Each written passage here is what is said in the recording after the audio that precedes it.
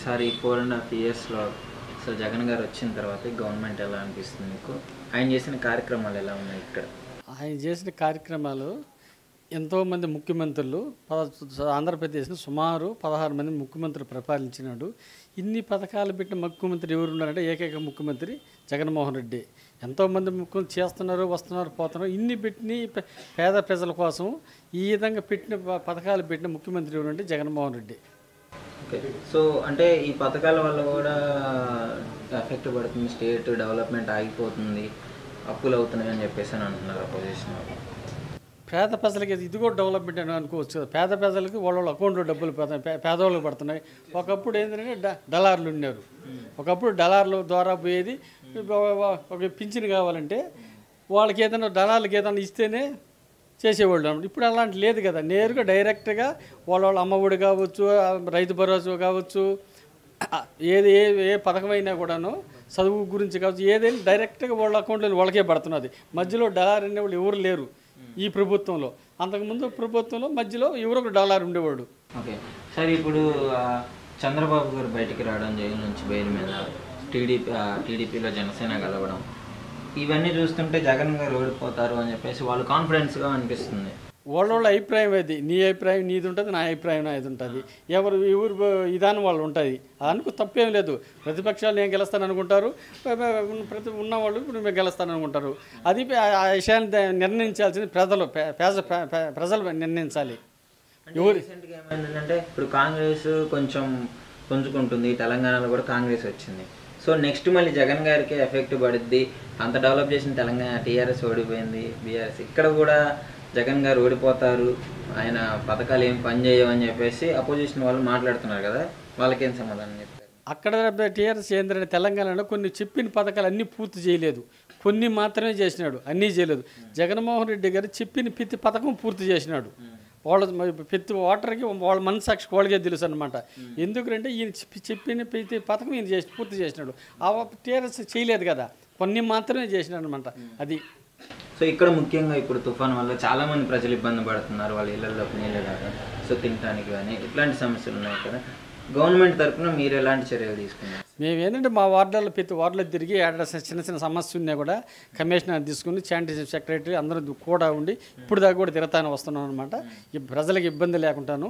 అవసరమైతే ఏంటంటే ఎక్కడికక్కడికి వాళ్ళు ఏదైనా మెట్ట ప్రాంతాలకు స్కూళ్ళల్లోనూ సచివాలయంలో తీసుకుపెట్టి మరీ ఇబ్బంది ఉన్న వాళ్ళు కదా ఎక్కడికక్కడ చేసుకుంటూ విమర్శ చేసుకుంటూ వస్తాం ఇబ్బంది లేకుండా. వాళ్ళకి భోజనం కానీ వసతులు కానీ అన్నీ కూడా చూసుకుంటూ వస్తాం.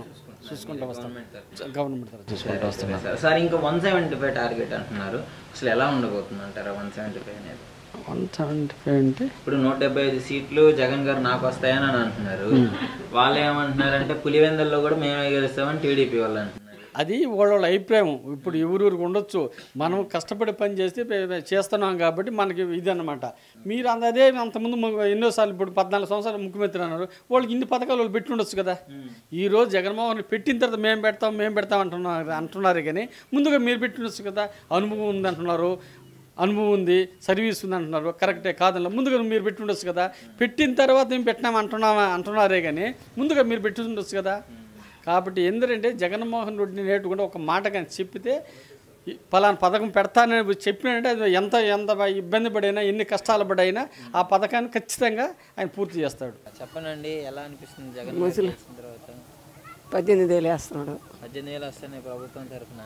పింఛన్ వస్తుంది. మళ్ళీ జనవరికి మళ్ళీ 3,000 పెంచుతున్నాడు. 3,000 పెంచుతా. ఓటు సార్ ఆయనకి. ఓటు ఆయనకే. ఎవరన్నా చేశారా మరి మీకు ఇలా? నీకు ఈ వయసులో నువ్వు పనికి వెళ్ళలేవు కదా. మా నాయన ఉన్నాడు రాజశేఖర రెడ్డి, ఆయన ఇల్లు కట్టించాడు. ఆయన ఇల్లు కట్టించాడు రాజశేఖర రెడ్డి గారు కట్టించాడు. అవి అప్పుడప్పుడు వరస్తూ ఉన్నాయి. అంటే అప్పుడు 25,000 కదా వచ్చింది మాకు, అప్పుడు ముఖ్యమంత్రిగా ఉన్నప్పుడు. అందుకాబట్టి వరస్తూ ఉన్నాయి. అది సార్ మీకు ఈ టైంలో మరి ఇప్పుడు ఆ పింఛన్ కానీ ఆ 18,000 కానీ ఒకవేళ అవి రాకపోయి ఉంటే ఎలా ఉండేదమ్మా పరిస్థితి? అది కదా, అదే సార్ మాకు. అయితే బియ్యం కానీ కూరగాయలు కానీ ఇచ్చారా? వానలు వస్తున్నాయి కదా మరి, ఇప్పుడు మీకు ఇబ్బంది ఉంది, తుఫాన్ అంటున్నారు, తుఫాన్ నీళ్ళు వచ్చాయి, మరి మీకు ఏమైనా సహాయం చేశారా? ఎవరు సగం చేయలేదు సార్. నిన్న ఆ సార్ వచ్చి బియ్యము నన్ను కూడా ఫోటో తీసుకున్నాడు. ముసలామని వనకుతుండే చలికి కసురుకి కదా ఉంది అని బియ్యము కూరగాయలు ఇచ్చాడు. బియ్యము కూరగాయలు ఇచ్చాడు సార్ వచ్చి సరుకులు ఇచ్చారు. సరుకులు ఇచ్చారు. అంటే పార్టీ తరఫున ఇచ్చారు చేశారు. 3 రోజుల నుంచి తుఫాను పడి మళ్ళా సుబ్రహ్మణ్యం గారు ఏదో ఇంటికి ఇంతని రేషన్ బియ్యం కూరగాయలు సప్లై చేశాడు. అతను జగను విరస్నానంగా జిల్లా ప్రెసిడెంట్ విరస్నానంగా మేము చేస్తాం. ఎలా అనిపిస్తుందండి మీకు ఈ గ్రామానికి వానలు వచ్చాయి కాబట్టి వాళ్ళు అంటే 3 రోజుల నుంచే కదా, 3 రోజుల నుంచి ఇండ్ల నుంచే బయట రాలేదు కాబట్టి సుబ్రహ్మణ్యం గారు వచ్చి ఇక్కడ ఏదో రేషన్ అతని శక్తి ఉండే కాడికి ఇచ్చి వాళ్ళకు ఉన్నంత వరకు ఇచ్చి సహాయం చేశాడు. అదే గవర్నమెంట్ కూడా వచ్చి జగన్ తరఫున అదేదో చేస్తున్నారు వచ్చి, ఇంకా ఏం మనకేమి పరిశ్రమంగా కనపడలే. అంటే ఇక రేషన్ 3 రోజులు ఇబ్బంది అంతే ఇచ్చాడు, నిత్యావసర ఇచ్చారు. ఓకే, కానీ ఈ ఇంటి సమస్యలు కూడా కావాలి.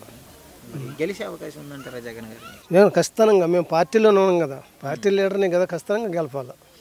అంటే ఇప్పుడు చంద్రబాబు గారు పవన్ కళ్యాణ్ గారు కలవడం ఒకటి, పార్టీలో వ్యతిరేకత ఉందని ప్రజలు వాళ్ళు అంటున్నారు.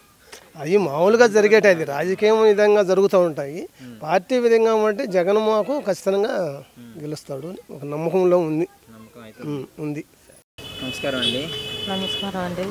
ఇప్పుడు జగన్ ఈ మధ్య కాలంలో తుఫాన్ వచ్చి మీరు బాగా ఇబ్బంది పడుతున్నారు కదా వానలు వీటి వల్ల, ప్రభుత్వం తరపున మీకు అందించారా సహాయం?